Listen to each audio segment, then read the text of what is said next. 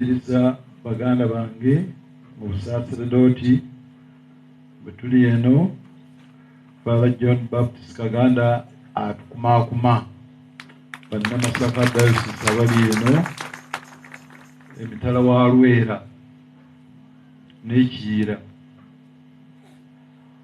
Nyaniriza nnyo Father Kaberuka Paulo bwana mukulu ow'entuusi.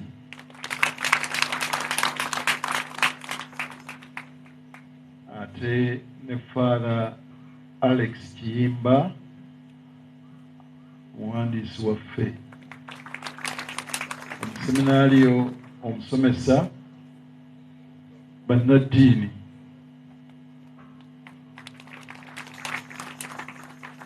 Sister Naziwa, Sister Namuli, bendabako waliwo Sister omulala atuuse essira bwatudde, bamaama ba Grail kulembeddwa Sister Priska Nakitto,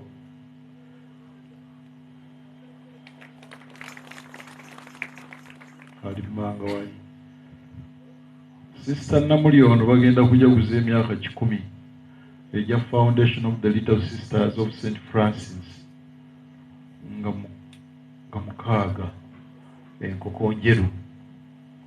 Congratulations in advance. Centenary is not a very short time. Nyaniriza bannantuusi abali eno bakulembeddwa mwami Mayanja n'omukyala, abo abazze bwana mukulu mugonyeeko naye ne RDC naye atambudde nabo.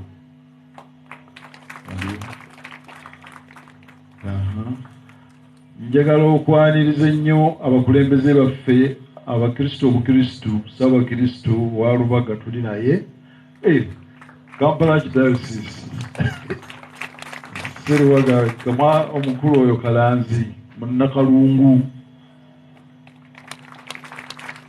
I think I should mention before I forget that Bannakalungu are led by the Chief Administrative Officer COW, Mr. James Martin Ochen. He's newlywed in the Cathedral of Kitovu. It was a very big do. The parents and relatives traveled all the way from Kitigum to Masaka, 2 buses. He made us proud. Yatambudde n'Abannakalungu abalala babiri, Mwami Katero Augustine, retired teacher, and the DIS, District Inspector of Schools, Mr. Mpaka of Kalungu. Njagala okukomawo katono ku b'entuusi. Mwebale kuteekateeka lunaku luno. Ate njagala tujjukire obukulu bw'amaka. Ebuddu omwaka guno tutambulira ku mulamwa tuzimba amaka mu Katabi. Let us build the family at the level of the basic Christian community, Katabi.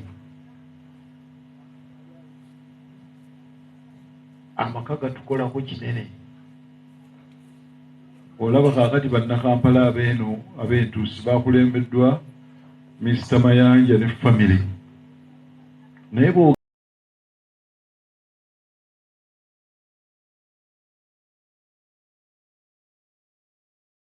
entuusi era family yaabwe evuga ey'omugenzi Lugemwa Matiya,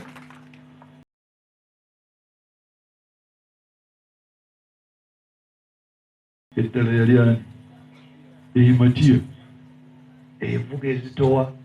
Omukyala katekisiti yasooka omukazi mu ntuusi era yava mu family eyo, Nasimbi mugamba Nansimbi oba Nasimbi? Nansimbi na Busimoni. Banaye mulaba amaanyi ga family. Nammwe bannaffe mwenna abali eno e Kampala abava e Buddu mwefaanaanyirize. Kumpi kyewava nakyo eri era kyojja nakyo. Badde nnyumira naye mu kadde waffe w'ekansangana kitange yali ssaabasomesa omubereberye na Rosaali be baasooka okutrainingirwa mu ttendekero ly'abasomesa ebiikira. That is 1900. Omukulu oyo we nabeerera omudyakoni nga kansanga kisomesa nga nze mudyakoni asomera ekansanga buli Sande nga era yayimbisa. Omugenzi Commissioner Lubega yali yakolanga mu ministry ya URA Commissioner Lubega ng'era naye weebuddu era famire nga ye y'abafaatha mulondo. Famire si kikulu tuginyweze mwewale kiwagira. Famire eno gye tunyweza ebeeramu essaala, ebeeramu obulamu obw'amasakalamentu, okugunjula okujjudde okwagala naye ate nga si lusuusuuto, okugunjula abaana, okubatwala mu ssukuulu, ate n'okukolagana n'abantu bannaffe abatwetoolodde awo. Tuyina essaala gye tusoma e Buddu buli mmisa lw'eggwa nti n'ab'omu maka bwe bamala ekisinde nti essaala erikuga nti amaka agajjukira obutume bwago ate ne gataasa n'obulamu. Bigamba okutaasa obulamu n'abakwetoolodde oba obatwaliramu n'environment okulaba gati ngeri ewaffe mu nnyendo noise pollution nayo kati bufuuse bulwadde. Banno nga tebasobola kwebaka ku ssaawa mwenda ekidongo kikola ki kikuba. Ndowooza abeerubaga awo baakinogera eddagala. Nabanga nsuze mu popo bwe zaaweranga ssaawa 6 ogenda okuwulira everywhere quiet. Ebyo byonna biri mu maka. Nkijje ku maka aga Matiya Lugemwa kati mugenzi ne mama wali mamwami akalala amaka gasinziira e Buddu ne gabasindika eno bangi. Okugulu okumu kubeera eno ng'omutima guli Masaka ogw'abannabuddu obutafu.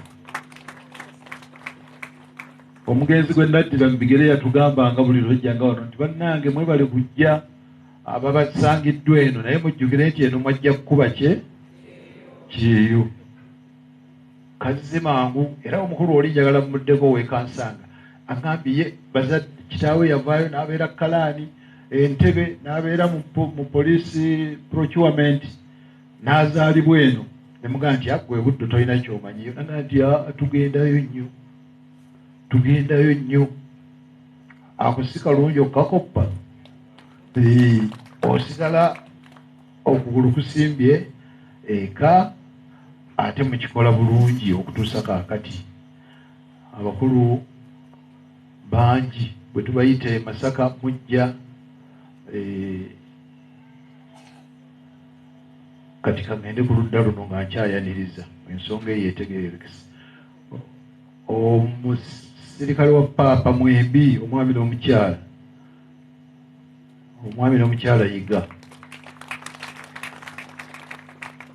abo ate ku kyokuddeeka bo koyi nkozesa kigambo kituufu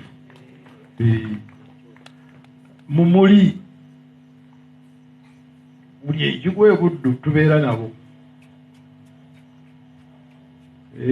Bava omukyala ava mu parish y'e Kindu omwami Yerisanje naye bamanyikise bulungi ku levo y'essaza bategeerekeka bulungi. Era nali njagala basaba sinnakebera batteeka likkiriza nti bwe munajjangako e Masaka mwambalenga ekyambalo kyammwe eky'obusirikale.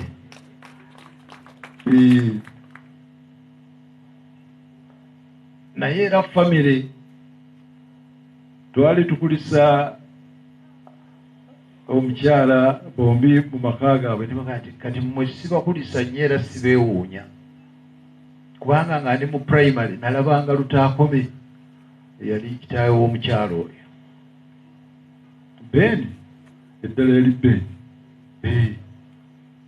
ng'olaba omusajja avudde mu NCC National Consultative Council ye yali parliament nga twakanunulwa abakombozi nga Amini yakavaawo naye ng'era ye Ssaabakristu w'essaza nga emikolo gibeera cathedral ng'abeerawo ate naye era yali musirikale wa Papa family.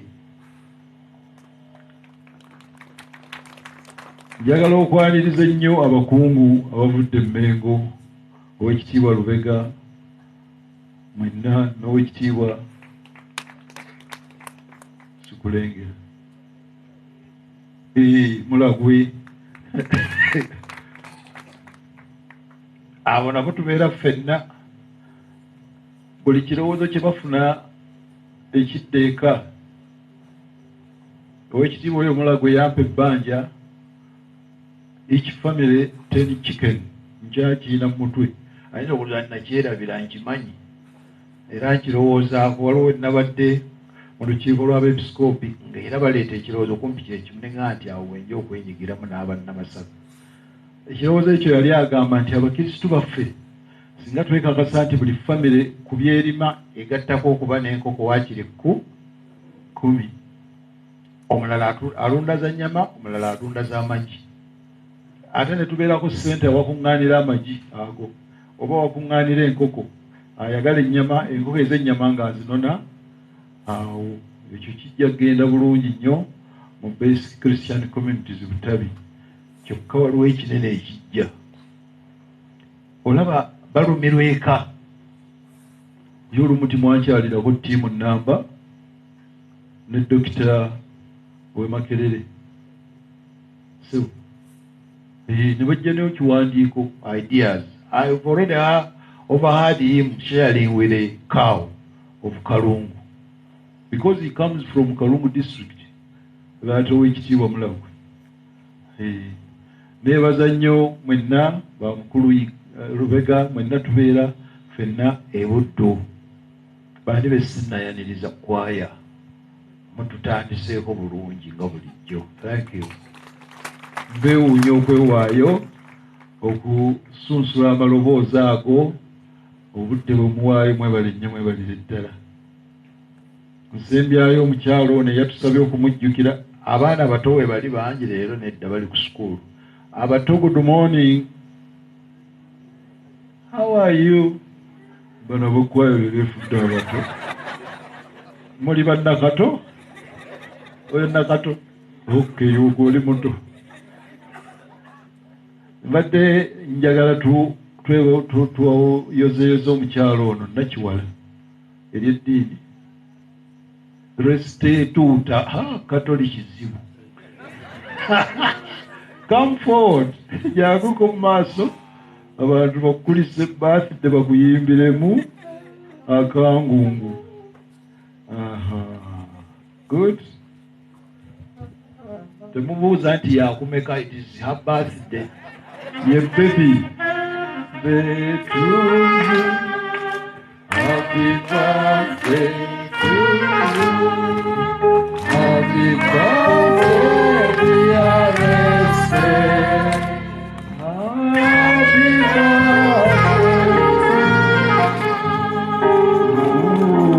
Many more years. Kelly.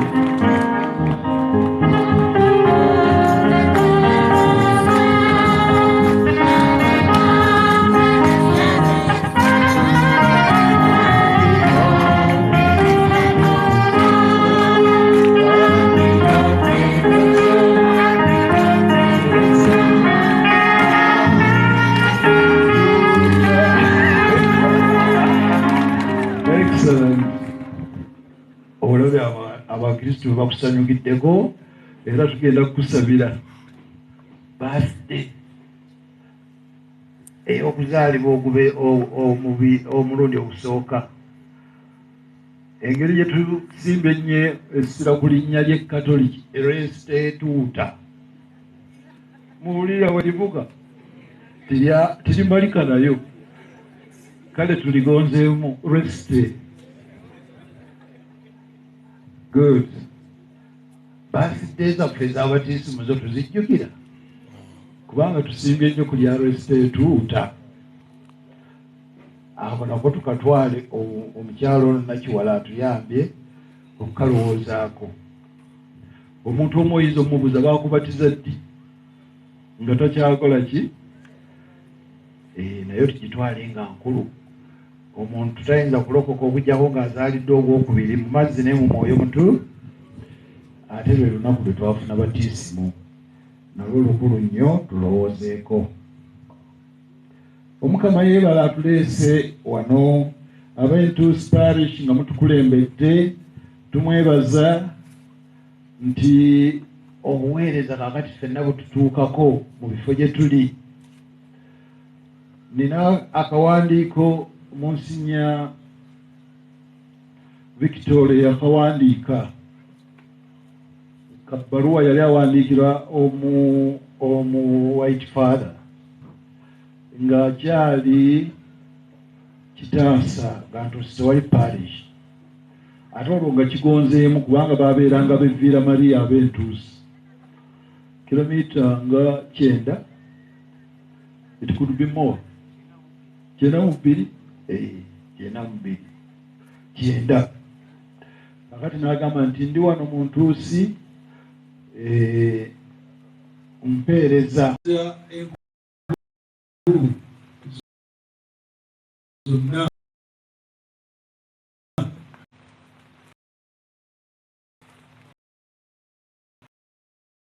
kubanga naye ate yabagamba nti yali ateekwa okubonyaabonyezebwa ebyo alyoke ayingire mu kitiibwa kye ate nammwe mulyoke mulokolebwe. They are broken. Batambula bava e Yerusalemu bagenda Emmaus kwegamba bava ku bulokofu ate batambula babula bubuzi abayita ababuyabuya.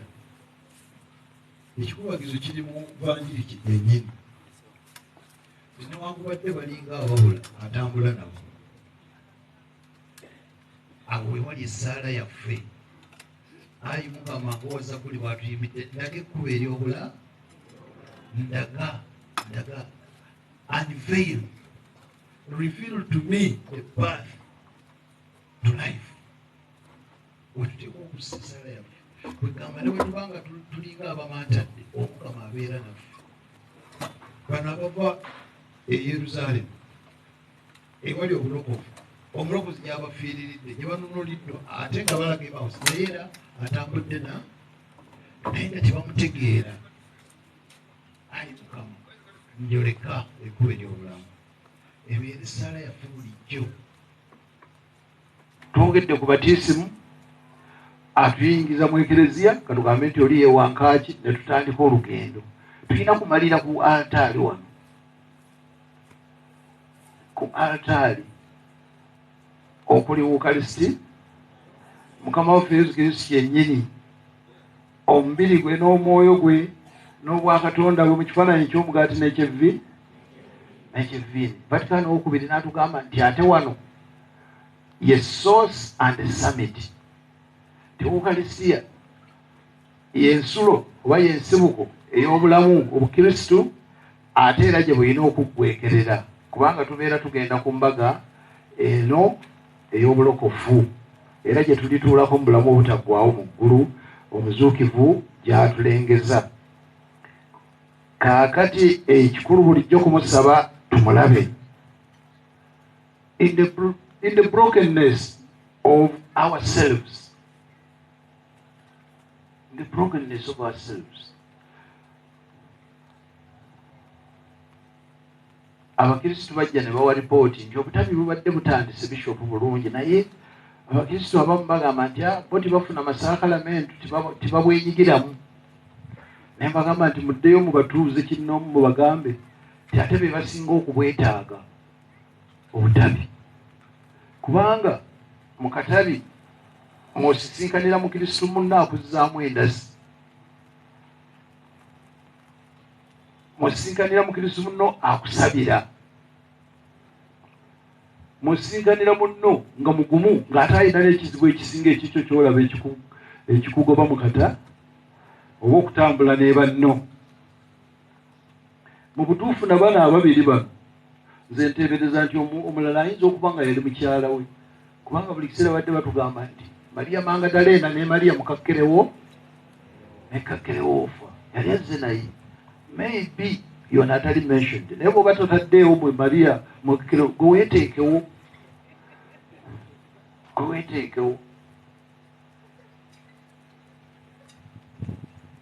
Bano era kyekimu ku bizibu byabwe. Bannaabwe babalese Yerusaalemu ate bo bagenda basigadde babiri bo bokka. Kakati akatabi kano ekereziya olukiiko olw'okussande luno olutukuvu lwe tutuulamu luba lukukomyawo mu banno, tulwefubirire. N'otunula ku gundi noga nti gundi oyo naye mabega eri yali bubi nnyo naye kakati ate yakulembera na wano. Nokati omuwala omuvubuka yasoma n'essomo, simbadde ndowooza nti abasomesa bokka oba baseminaaliyo. Ate si ekyo kyokka, olw'okuba okomyawo ne banno ate n'ogabana n'ekumenyaamenya ekigambo kati kyendiko, the breaking of the word for the broken people by a broken heart. Kati Omukama tulina okumuzuulira mu kigambo nga kitumenyeramenyerwa. Ayi Mukama twoleke ekkubo eryo ery'obulamu liri mu kutambulira wamu n'ekibiina ky'abakkiriza baganda baffe. Awalala amawulire agongera okutukubagiza nti ne bamutegeerera mu kumenya omugaati. Ate bwe bamaze okumenya ne basanyuka ne bagaa nti yono ate n'ababulako n'abalekawo. Naye basigadde banaakasaala kano akakulu ti sigala naffe. Ayi Mukama sigala naffe. Kakati gyatugamba kimu nti mujje gyendi mwenna abakabiriddwa mbatowolokose, mujje gyendi mutambulira wamu ne bannammwe, mujje e Yerusaalemu. Tojja wekka, ojja ne famire yo, ojja ne neiba, ojja ne mukwano gwo. Mwebale nnyo obujja olunaku olwaleero. Essande eno tukakamala emitima, tuleme kutambula butambuzi, big strides in the wrong direction. Mu Lulatini bakyogera bulungi, manya passus extra viam, nti okuba enta z'amaanyi naye ng'ate toli ku lugendo. Via era street wrong direction ekyakituwonye.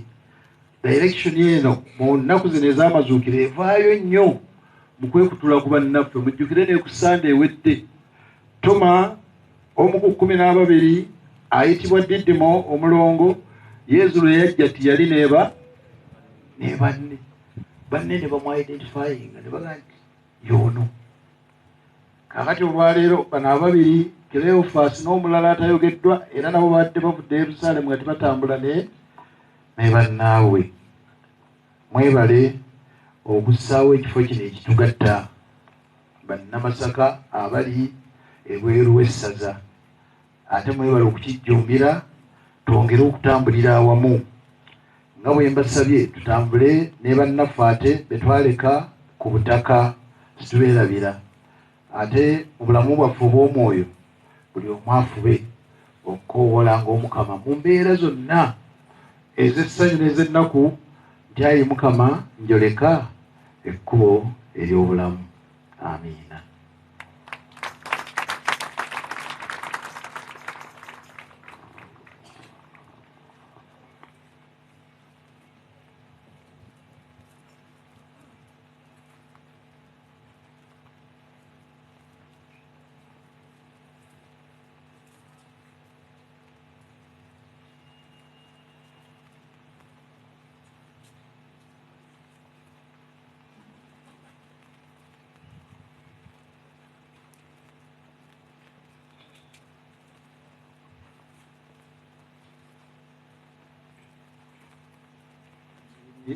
Muyimirire tuwere, tetujja kufa abiina kutambulira awamu n'ekibiina ky'abakkiriza mu nnyaffe ekereziya mwe twesiimira.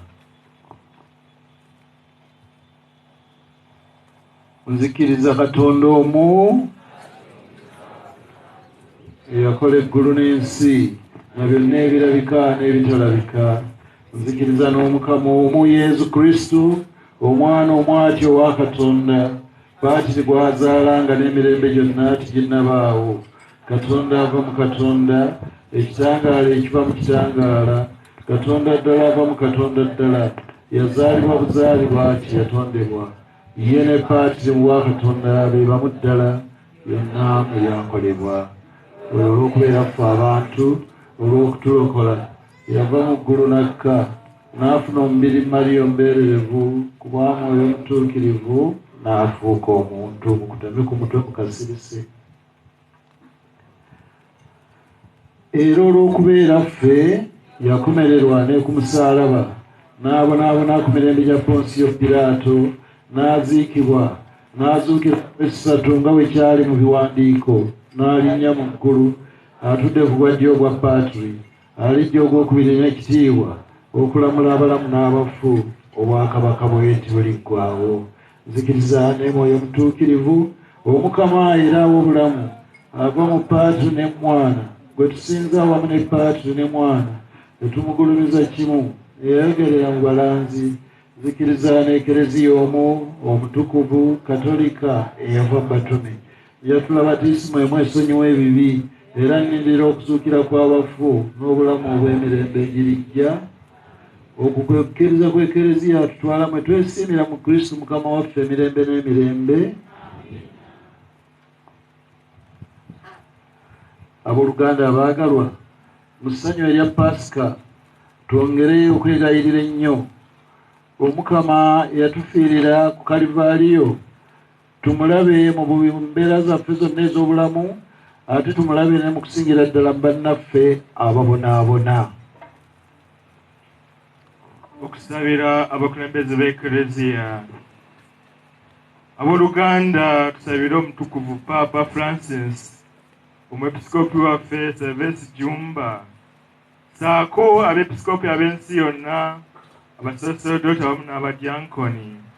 Omukama yabatuwa batukuumire era abawe n'amaanyi mu kulangira ekigambo kye, Kristo omuzuukivu, bamumbunye mu nsi yonna. Tukusaba ayi Mukama.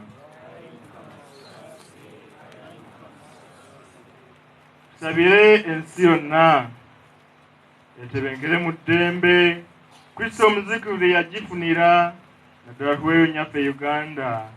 Bakulembeze baffe abantu be baabakwasa okukulembera, nga tebekkusa bokka na bokka. Tukikusaba ayi Mukama. Tusabira abantu abalina ebizibu eby'enjawulo ng'abalwadde, abasibe, bannamwandu, abayala, ababundabunda, bamulekwa n'abalala. Kristo omuzuukivu abafuukire ekikubagizo, abavunusa ebizibu bye balimu. Tukikusaba ayi Mukama. Okusabira amaka. Abooluganda tusabire amaka gaffe okuviira ddala mu Katabi. Omukama awe Ekereziya we okuzimbwa ng'asinzira mu Katabi okutuuka ku mitendera gyonna. Abazadde bafeeyo nnyo okuluŋŋamya abaana baabwe mu mpisa ne mu ddiini. Ekereziya afune omusingi omugumu nga guviira ddala mu Katabi ge maka. Naffe abategedde ekigambo eky'okuzimba maka nga tutandikira mu Katabi, tufune Mwoyo w'Omukama atuyambe okukiwunya wonna. Tukusaba ayi Mukama. Tusabira abakristu. Abooluganda twesabire Omukama atuwa omukisa naddala ffe nga bannantuusi, nga tuli mu nteekateeka ey'okuzimba ennyumba y'Omukama.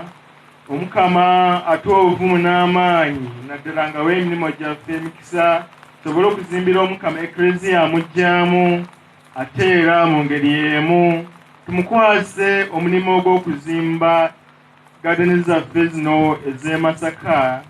Omukama tukwatireko omulimu tugukwase maanyi na buvunaanyizibwa,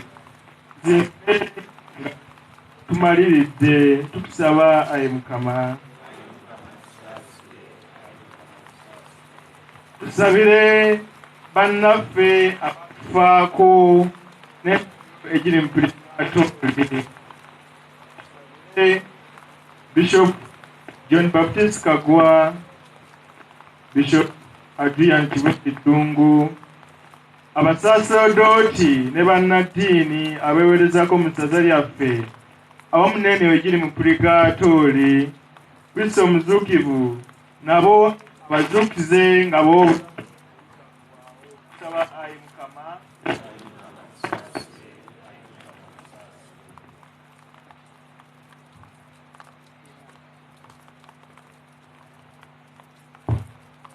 na bano beesabidde mu ngeri ey'enjawulo. Omwami Sendawula Godfrey, mukyala Betty Sentamu, famire ya mwami Kayondo Evers, Lugemwa Gervasio, famire ya Ngabonzira Deogratias, famire ya Kiyaga Raphael, Kiega Silvia, Waswa Lawrence, famire ya Yiga Joseph, Owekitiibwa Teo Lubega, Nakiwala Respect, Waligo George William, era Waligo George William, Kibwami Lwanga, Sekabirapo, Magembe Charles, Sendawula Vincent, Wanyana Leokadia, Mukasa Christine Chiwuwa, Kasalire Fred, Nabayaga Letitia, Nabyonga Letitia, Matovu John Nenambala Juliet, Sengonzi Francis, Nsubuga Kizito, Namayanja Rose, ne Abexecutive eyawano.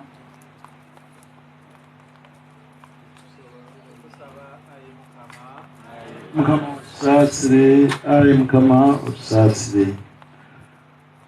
Tusabire n'abakulembeze baffe bano mu ngeri enjawulo. Honorable Theodros Ssekikubo atwegasseeko ate nga yatutwala ab'entuusi, ate ne mukadde waffe Professor John Jjumba atukulembera mu Centenary Group. Bonna emirimu gye baliko egy'okuzimba eggwanga, Omukama agiweko omukisa gwe mungi ddala, giveemu ebibala eby'omwoyo eby'omubiri. Tukikusaba ayi Mukama. Ayi Mukama otusaasire. Ayi Mukama wulira okuwanjaga kw'abantu bo. Ffenna otuggula emitima, buli omu ayina Emmaus we emulalambaza ng'emujja okwolekeza obwanga e Yerusaalemu. Musaasire atambule n'omwana wo ate ng'amuzza mu Yerusaalemu omujja kuba Kristo yennyini Mukama waffe.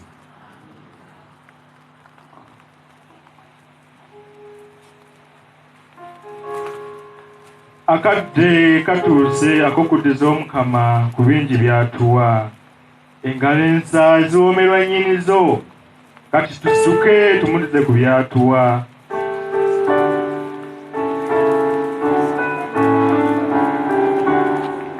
Nsaba musigale buli omu waali abakutte obukuŋŋaanya ssente bagenda batuukako mu tenti zammwe. N'abateesiteese ebirabo ebikalu tusaba mubiteeketeeke.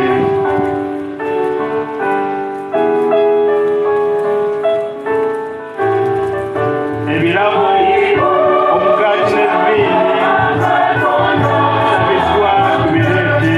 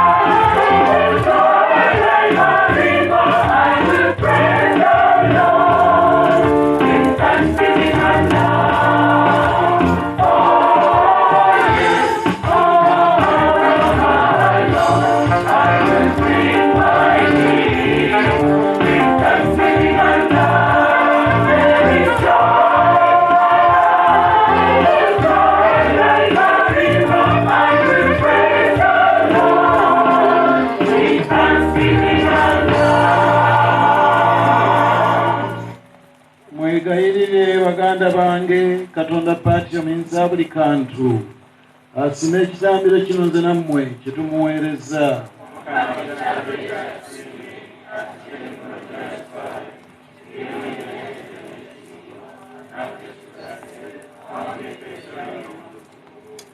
Ayi Mukama tukwegayiridde kkiriza ebirabo by'ekereziya w'onaajaguza nga bw'omuleetedde okusanyuka okwenkanaawo, muwe okusanyuka okwenkanaawo olwa Pasika, muwe okugyamu okwesiima okutaggwaawo ku bwa Kristo Mukama waffe.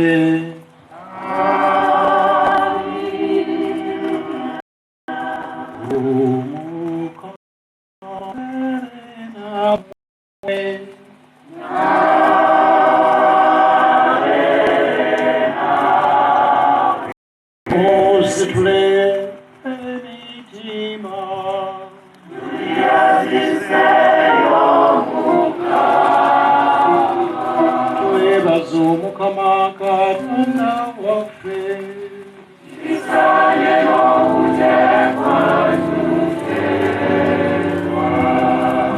buli wamma kisaanye n'okuteekwa tuteekwa kituufu ddala era mwe mutubiira n'okulokoka gw'Omukama Patio omutuukirivu Katonda omuyinza wa buli kantu ssewannaku fe abantu b'okwebaza bulijjo na buli wantu olw'okubanga Kristo Pasika yaffe atambiddwa. Oyo atatakwewaayo okubeera ffe era atuwolereza gy'oli bulijjo okututaasa, era y'oyo newakubadde ng'atambiddwa takyafa, attiddwa naye bulijjo asigala nga mulamu. N'olwekyo ensi yonna weefa yenkana ng'ejjudde essanyu lya Pasika eryaguza ab'amaanyi ab'omu ggulu ne bamalayika ab'obuyinza bayimba oluyimba okutenda ekitiibwa ky'obutaweera nga bagamba nti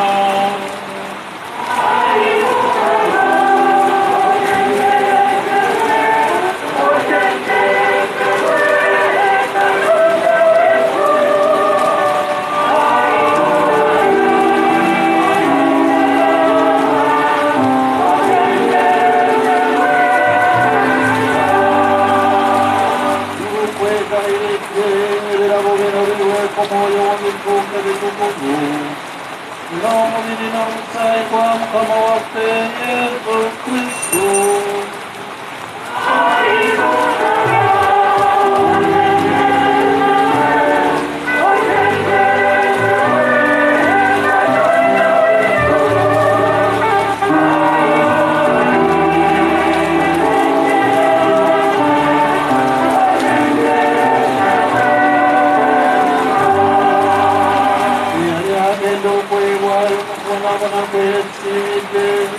Nakwata omulati neyeroza n'amugulunyamu n'awa abayigirizwa be n'abagamba nti musobole mujja kukira mwenna anti kino gwe mubiri gwange obunaaweebwayo okubeera mmwe.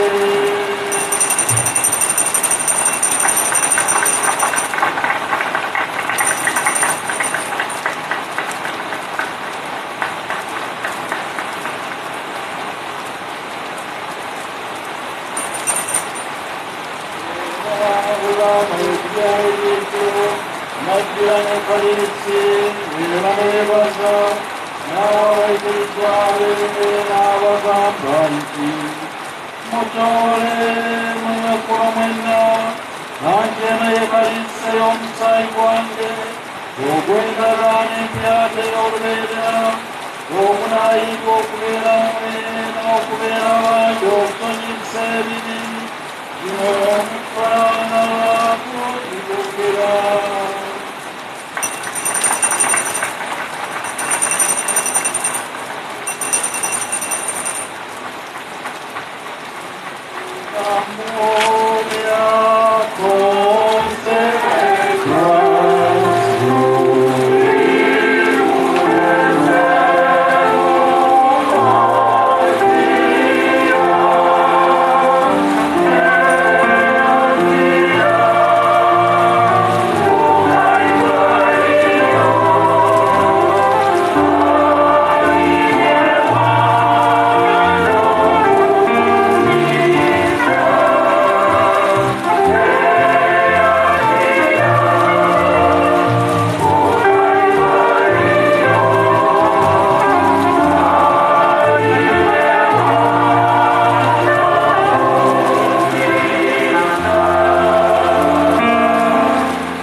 Ekyamagero eky'okukkiriza.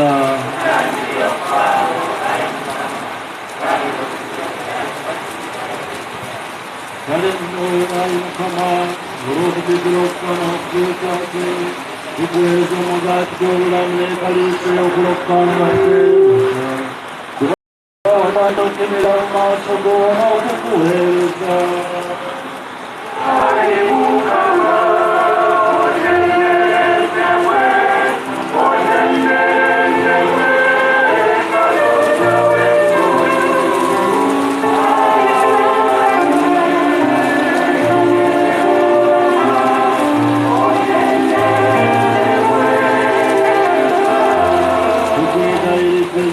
Kwesengereza abagaba n'omubiri n'omusaayi bya Kristo mwoyo mutwongereza tukuŋŋaanye wamu ffenna.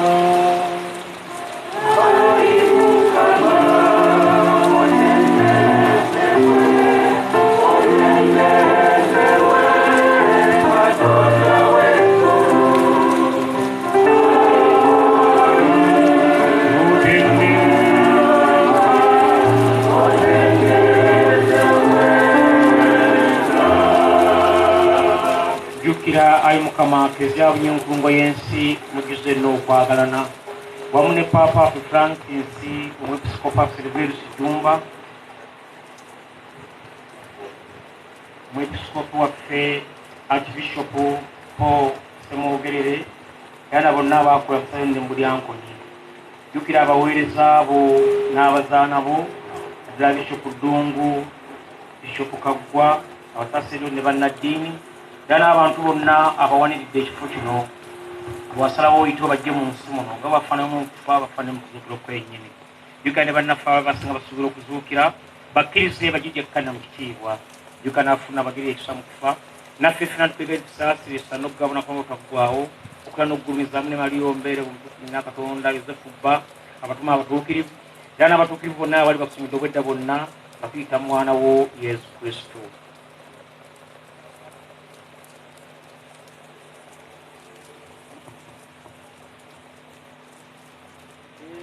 Katonda Paati omuyiza buli kantu abali ekimu n'emwoyo omutuukirivu mu Kristo n'omwoyo n'ofuna wamu naye era muyimu ofunira buli ttendo na buli kitiibwa emirembe n'emirembe.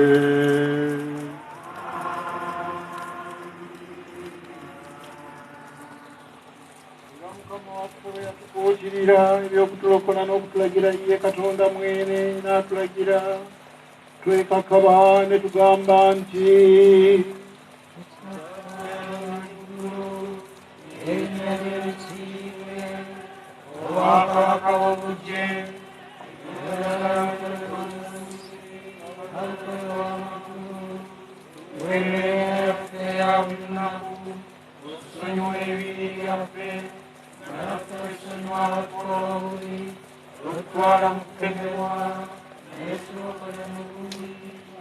Ayi Mukama tukwegayiridde tulokole mu bubi bwonna, tuyambe tube mu ddembe, tugire ekisa tuwone ekiri ennaku zonna, tubenkire awatali kutabuka nakamu nga tulinde okwesima kwe watusuubiza n'amatuuka ag'omulokozi waffe Yesu Kristo. Gwe Kabaka obuyinza obw'ekitiibwa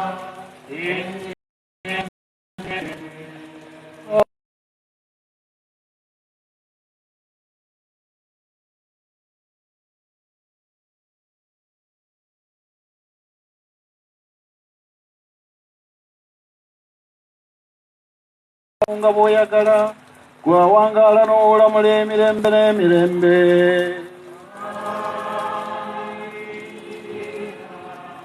Eddembe ly'Omukama libe nammwe ennaku zonna.